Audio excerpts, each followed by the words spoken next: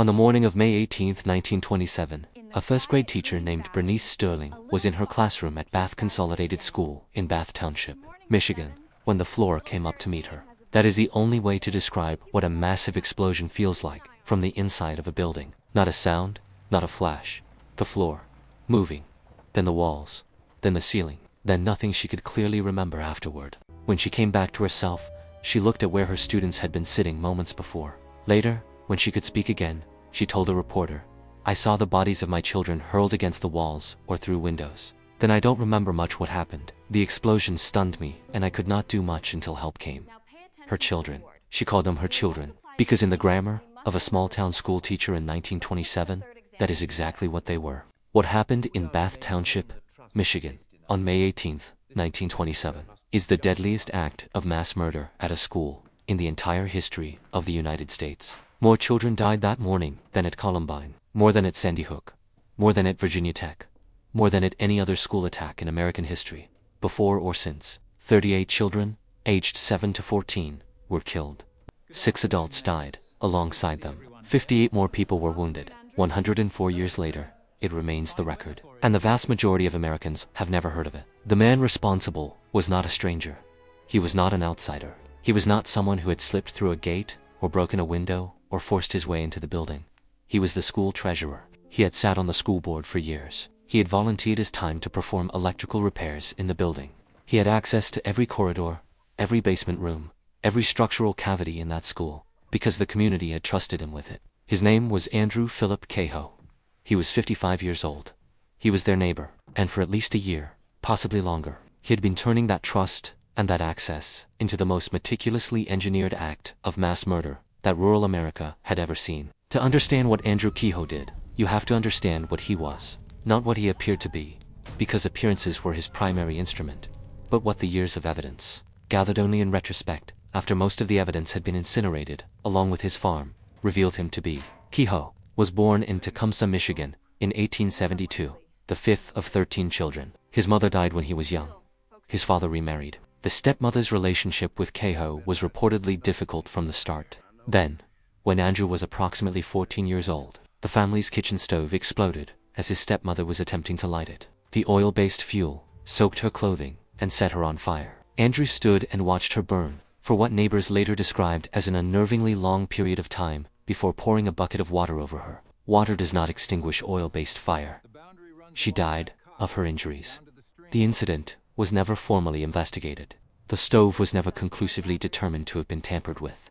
Cahoe was never charged with anything. But the people who knew the family carried a particular kind of unease about that episode for the rest of their lives. It was not the kind of unease people could articulate clearly at the time. It was the wordless kind. The kind you carry in the body rather than the mind. The discomfort of something that doesn't add up, but has no formal outlet. Cahoe went on to study electrical engineering at Michigan State College. He worked as an electrician in St. Louis for several years, building expertise in the kind of wiring that would, decades later, become his most lethal instrument. He returned to Michigan, married a woman named Nellie Price from a prosperous Lansing family, and in 1919 the couple bought a 105-acre farm outside Bath Township for $12,000, paying half in cash and taking a mortgage on the rest. He was regarded by his neighbors as unusually intelligent, meticulous, always neatly dressed. Neighbors reported that he would stop work in the middle of a task to change his shirt if it became even slightly soiled. He preferred tinkering with machinery to the actual labor of farming, and the farm suffered for it. His output was poor, his finances perpetually marginal, his relationship to the land utilitarian rather than devoted. He was known for being exceptionally skilled with machinery and electrical systems. Skilled enough that when the Bath Consolidated School needed electrical work done, they called Cahoe. He was on the school board. He knew the building. He volunteered. He was exactly the kind of man a small rural community relies on and rewards with trust. There were signals, in the years before 1927, that something was wrong with Andrew Cahoe. He killed his neighbor's dog, not in anger, during some immediate dispute, but deliberately. He beat one of his horses to death in front of witnesses. He refused to pay his church's parish dues and eventually prevented Nellie from attending services at all, isolating her from what had been a social anchor for her in the community. He fought with school board members over budgetary line items with an intensity that other board members found disproportionate, even for someone genuinely concerned about tax rates. He made a practice of being difficult, argumentative, and unyielding in contexts that did not seem to warrant that level of friction. These behaviors were individually explicable. A neighbor who doesn't like dogs, a farmer who loses his temper, a cost-conscious citizen who pushes back on spending. No single one of them required intervention. Collectively, they formed a portrait that was only legible in retrospect, after the portrait had already cost 38 children their lives. He was also, in the clinical language developed by Carnegie Mellon behavioral scientist Mary Ellen O'Toole, decades later, a dangerous injustice collector. An injustice collector is someone who catalogs grievances, every slight, every disappointment, every financial setback, every instance of not receiving what they believe they deserve. It goes into the ledger. It accumulates. The dangerous variety does not eventually forgive or forget or move on. The dangerous variety waits and plans and selects a moment. And what makes the dangerous injustice collector so specifically terrifying is that from the outside, the ledger is invisible. You see the neatly pressed shirt. You see the volunteer who shows up to fix the school's wiring. You do not see what is being recorded behind the eyes. You cannot see it because the person carrying it has made a deliberate choice to keep it hidden, not out of shame, but out of strategy. Kehoe understood that visibility meant intervention. Invisibility meant time. And time was the one resource his plan required above all others. Bath Township had built its consolidated school in 1922. Before that, students across the township attended a network of small, one-room schoolhouses, each serving a handful of families in their immediate vicinity. Consolidation was an educational upgrade. One building, one faculty, proper grades, shared resources, but it cost money. The township voted to raise property taxes to fund the construction and operation of the new school. For most landowners in Bath, this was an acceptable civic expense. For Andrew Kehoe, it was something else. Kehoe's farm was struggling. His wife Nellie had been ill for years, suffering from what appeared to be tuberculosis, and her hospital bills were mounting. The mortgage on the property was in arrears. In 1926, Kehoe received a foreclosure notice from the local sheriff. His financial position was deteriorating, and his emotional relationship to that deterioration was not the ordinary anxiety of a man in debt. In Kehoe's mind, the tax increase for the school was directly responsible for his financial ruin. The school's superintendent, a man named Emery Hike, was the human face of that institution. The entire apparatus, the building, the board, the community that had voted for it, was the enemy. And Kehoe was a man who kept very precise records of his enemies. He had been appointed Bath Township Clerk in 1925 to fill a vacancy. He ran for the position in the election of 1926 and lost. He believed the school board had worked against him. That loss went into the ledger, alongside the taxes, the foreclosure, the hospital bills, and every other accumulated grievance of a life that had not delivered what Andrew Kehoe had decided he was owed. Sometime in the summer of 1926, the same summer he volunteered to do electrical repairs at the school. Giving him full, unsupervised access to the building, Kehoe began buying explosives. Pyretol was a World War I incendiary compound that had been sold off as government surplus after the armistice. Farmers used it for excavation, for clearing stumps, for agricultural work that required moving large amounts of earth. Nobody found it suspicious when a farmer bought it. Kehoe bought it in quantities that no single farm operation could justify. He drove to different stores on different dates, spreading his purchases across enough transactions that no single supplier saw the full scale of what was accumulating on his property. He also purchased dynamite, standard farm dynamite available at sporting goods stores, again in smaller lots, again across different locations, again over an extended period of months. He was not impulsive. He was not rushing. He was building an inventory with the patience of a man who had already decided on the outcome and was simply managing the timeline. Over the following months, Andrew Kehoe carried explosives into Bath Consolidated School. Not once, not twice, over and over again, in small quantities, on nights and weekends, and during the summer, access his volunteer status provided. He knew the basement layout because he had wired it. He knew where the structural load-bearing elements ran because he had repaired systems adjacent to them. He concealed explosives inside lengths of eave trough pipe, inside bamboo fishing rods, inside windmill rods tucked against the basement ceiling. He wired it all together with the precision of a trained electrician. When investigators later examined what he had built, the state fire marshal stated publicly that the electrical wiring was so expertly executed that he was not certain one person could have done it alone. It took considerable discussion before the investigation concluded that Kehoe had, in fact, worked alone. The wiring was simply that good. He also wired his farm, every building, the farmhouse, the tool shed, the barn. He cut the wire fences across the property so they couldn't be used to contain the fires. He girdled the young shade trees, cutting rings around their bark to kill them slowly, and pruned his grapevines back to the stumps to disguise the damage and hide the preparations.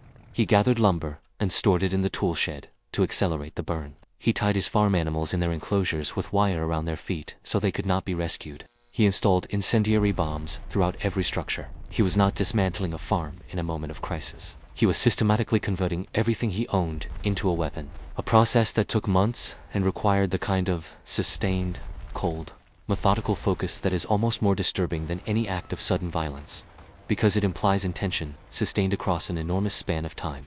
At some point between May 16, 1927, the day Nellie Kehoe was discharged from the hospital, and the morning of May 18, Andrew Kehoe murdered his wife. The manner of death was determined to be blunt force trauma to the head. Her body was found the following day in a wheelbarrow in the rear of the chicken coop, surrounded by silver, jewelry, and a metal cash box containing the ashes of burned banknotes. He had destroyed everything of financial value he possessed before destroying the physical structures that contained it. She was placed there, not hidden, not buried, but placed as if his plan required her to be exactly where she was found, as one final element of a scene he had designed entirely. At 8:45 in the morning, on May 18th, Kehoe detonated the incendiary devices at his farm. The explosion and subsequent fire were visible for miles. Neighbors rushed toward the farm. Some were pulling furniture from the burning farmhouse before they saw, through a window, a cache of dynamite in the corner of a room, and understood, at some primal level, that this was not an accident. It was at this moment that Kehoe drove past them in his Ford truck, windows down. He stopped. He looked at the men who had come to help him. He said, according to the account of neighbor Monty Ellsworth, "Boys, you're my friends. You better get out of here. You better go down to the school." Then he drove away. Ellsworth later wrote that as Kehoe passed him on the road, he grinned and waved, wide enough to show both rows of his gold teeth. At 9:45 in the morning, an alarm clock in the basement of the North Wing of Bath Consolidated School triggered the detonation. The North Wing ceased to exist, not collapsed, ceased. The explosion tore through the basement, through the floors above, through the walls, through the roof. The force launched the school's cupola, the decorative tower, at the building's peak, into the air. It landed in the street. Body parts were found on telephone lines 3 blocks away. The North Wing had contained primarily the 2nd through 6th grades, children aged 7 to 12. Most of them had been at their desks for exactly 75 minutes when the floor came up. Local author, Monty Ellsworth, who was among the first community members to arrive at the site, wrote in his account published that same year, "There was a pile of children about 5 or 6 under the roof, and some of them had arms sticking out, some had legs, and some just their heads sticking out. They were unrecognizable because they were covered with dust, plaster, and blood. It is a miracle that many parents didn't lose their minds before the task of getting their children out of the ruins was completed." It was between 5 and 6 o'clock that evening before the last child was taken out.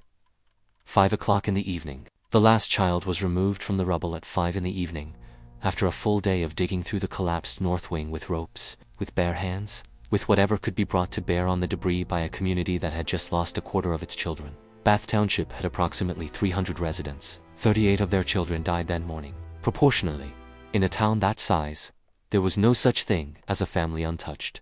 Kehoe arrived at the school approximately 30 minutes after the first explosion. Rescue operations were fully underway.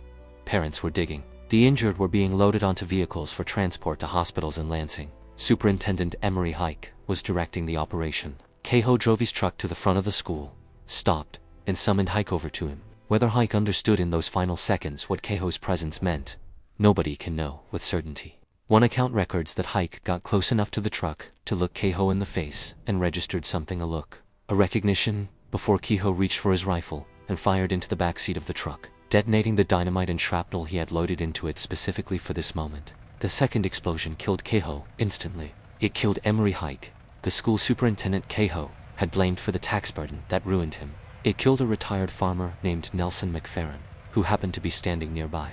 It mortally wounded the local postmaster. And it killed 8-year-old Cleo Clayton, who had survived the first explosion, who had made it out of the collapsing North Wing alive, who was standing in front of the school watching the rescue operation, and who was killed by the truck bomb that Andrew Kehoe had driven to that spot to detonate in the middle of a rescue operation. Among the parents and first responders who had come to help the children, he had already tried to kill. But it was not over. When investigators cleared the rubble and conducted a systematic examination of what remained of the school building, they found an additional 500 pounds of unexploded dynamite and pyritol in the basement of the South Wing. 500 pounds. Wired, primed, connected to an alarm clock that had been set to trigger at the same time as the north wing charges. The reason the south wing did not explode has never been conclusively determined. Investigators suspected the first explosion may have caused a short circuit in the second set of wiring, a random electrical failure, an imperfect connection in a circuit that Keiho had otherwise built with extraordinary precision. Historians and experts who have examined the case are direct about what the south wing's detonation would have meant. There would have been no survivors inside the building. The entire school, every student in every classroom in both wings, would have been killed. And the blast would have been large enough to destroy much of the surrounding downtown area as well. Bath Township lost 38 children and 6 adults because one circuit failed in Andrew Keiho's wiring. The failure of a single connection is the only reason the death toll was not multiples of what it was. The gap between what actually happened and what Keiho had intended was not courage or vigilance or any human intervention. It was electrical resistance somewhere in a 100-foot run of wire in a school basement. On the fence of Keiho's burned-out farm, investigators found a sign he had wired to the posts before the explosions. It read, "Criminals are made, not born." In the days that followed, Bath Township was inundated. Thousands of cars descended on the small village. On the Saturday after the attack, over 100,000 vehicles passed through Bath Township, an almost incomprehensible traffic volume for a rural Michigan community in 1927. People came from across the state and surrounding states, drawn by the scale of the horror, by the need to see it with their own eyes, by whatever compulsion drives people toward sites of mass death. Families were still burying their children. 18 funerals were held on a single Saturday. Mothers were kneeling in the street, and thousands of automobiles were driving slowly past, slowing down to look. The national press covered the disaster in the days following May 18th.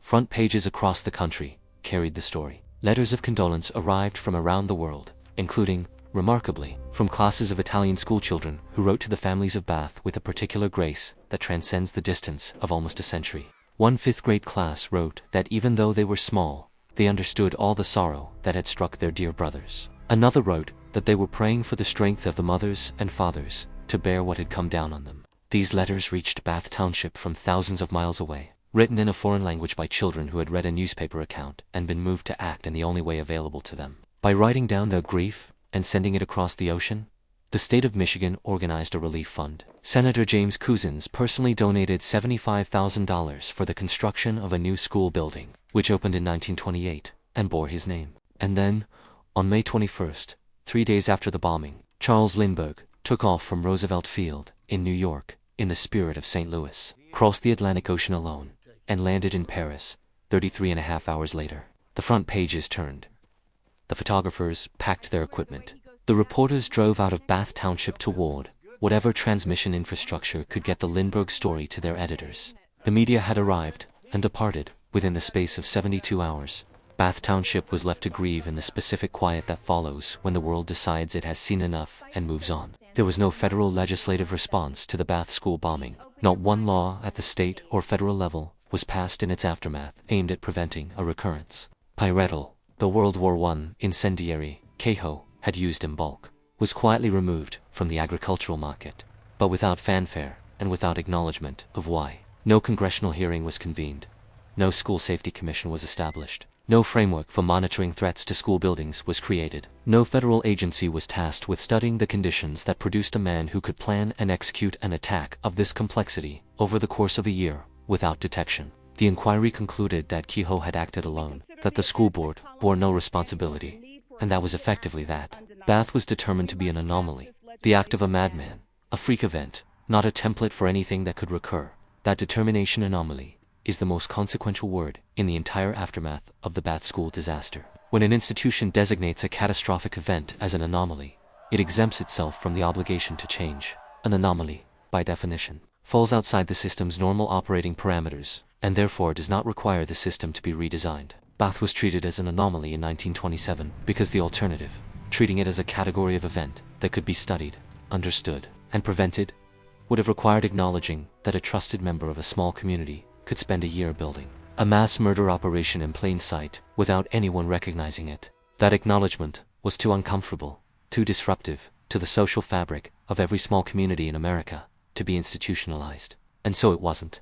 And the children of Bath Township became the first entry in an American ledger that no official institution was willing to open. In the years and decades that followed, the names of Columbine, Virginia Tech, Sandy Hook, and Parkland became embedded in American cultural memory with the weight of national trauma. Legislation was passed, then blocked, then debated, then passed again. Metal detectors, and threat assessment protocols, and school resource officers, and active shooter drills became part of the architecture of American childhood.